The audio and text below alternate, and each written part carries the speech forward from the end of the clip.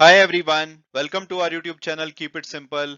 आज के वीडियो में हम बात करेंगे यूपीआई ट्रांजैक्शंस की, जिन्होंने जुलाई के महीने में पहली बार 6 बिलियन ट्रांजैक्शन यानी कि 600 करोड़ से भी ज्यादा ट्रांजैक्शन के माइलस्टोन को क्रॉस कर लिया है।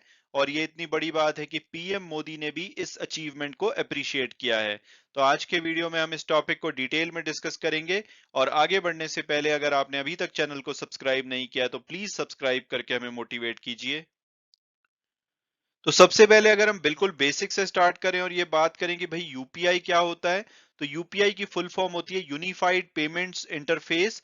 ये एक instant real time payment system है जिसको कि एनपीसीआई यानी कि national payment corporation of India ने डेवलप किया था।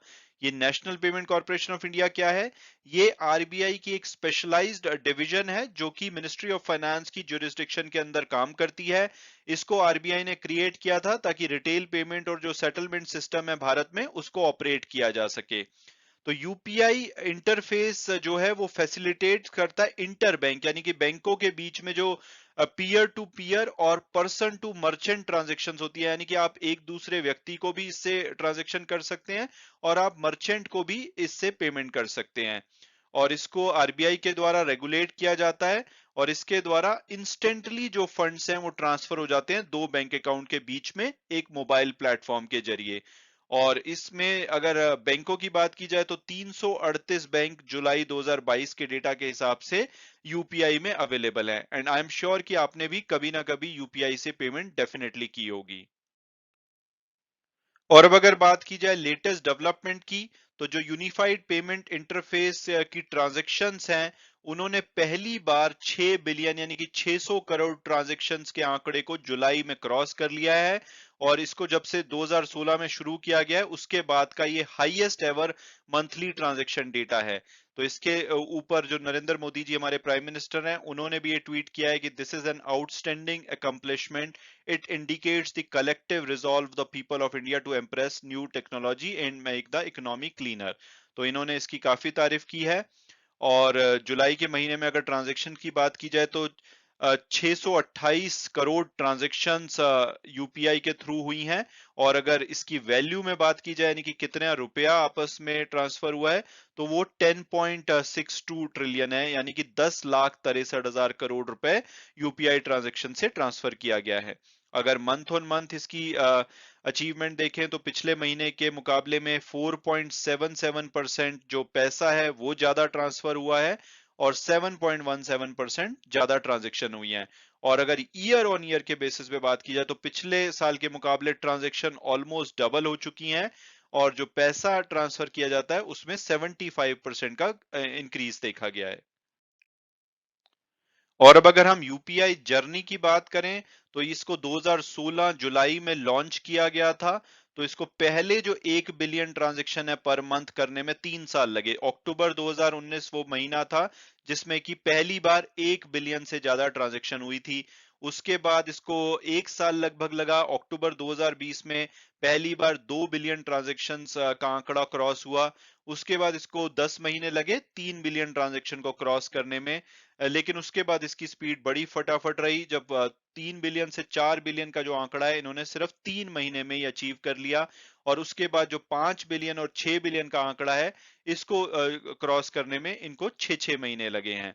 और खासकर जो कोविड 19 पैंडेमिक था, उन्होंने इसका जो डिजिटल पेमेंट का एडॉप्शन था उसको एक्सेलरेट कर दिया, क्योंकि लोग कैश में पैसा देना नहीं चाहते थे, वो छूना नहीं चाहते थे नोट्स को, तो वो डिजिटली पेमेंट करने लगे। हालांकि पिछले 2 साल में जब पेंडेमिक की वेव्स आई थी तो थोड़ा सा ट्रांजेक्शन में कमी देखी गई थी, बट अदरवाइज पिछले 2 सालों में इन्होंने काफी ज्यादा मोमेंटम पकड़ा है। और खासकर से जब से इकोनॉमी रिकवर हुई है तब से इसकी ट्रांजेक्शन पिछले 1 साल में ऑलमोस्ट डबल हो चुकी है। और अब अगर हम ईयरली बेसिस पे बात करें तो जो फाइनेंशियल ईयर 2022 था यानी कि अप्रैल 2021 से मार्च 2022 के पीरियड का, इसमें 4600 करोड़ ट्रांजैक्शन की गई थी। और जिनकी की वैल्यू 84.17 ट्रिलियन थी, यानी कि 84,17,000 करोड़। इससे पहले फाइनेंशियल ईयर 2021 की बात करें तो उसमें सिर्फ 22 बिलियन ट्रांजैक्शन थी और 41 ट्रिलियन का पैसा ट्रांसफर हुआ था। तो इसने पिछले 1 साल में जो वॉल्यूम है और जो वैल्यू है दोनों ही ट्रांजैक्शन की इसने डबल कर ली है। और इनका जो आने वाले टाइम में जो टारगेट है यानी कि अगले 5 साल में यूपीआई का टारगेट है कि 1 billion transaction on A daily basis हो, यानी कि एक महीने में लगभग 30 बिलियन ट्रांजैक्शंस का इनका टारगेट है।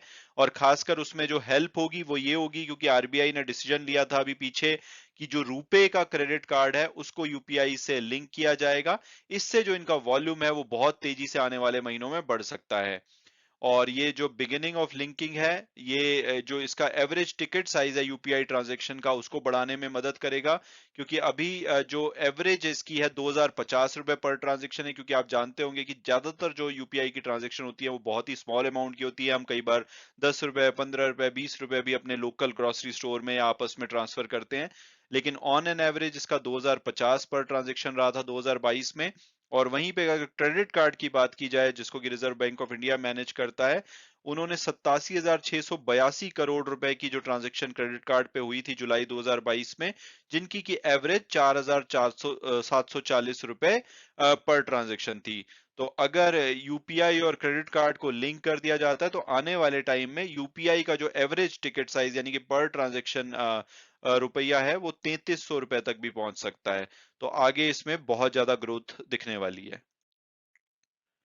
और अब अगर बात की जाए टॉप रेमिटर और बेनिफिशियरी बैंक्स की, तो रेमिटर बैंक वो होता है जो कि पैसा भेजता है, जहां से पैसा भेजा जाता है, और बेनिफिशियरी बैंक वो होता है जो कि पैसा रिसीव करता है। अगर हम टॉप रेमिटर की बात करें, जहां से सबसे ज्यादा पैसा भेजा जाता है यूपीआई के द्वारा, तो स्टेट बैंक ऑफ इंडिया आपको पहले नंबर पे दिखेगा, जिसमें कि लगभग 162 करोड़ ट्रांजैक्शन होती हैं एक महीने में।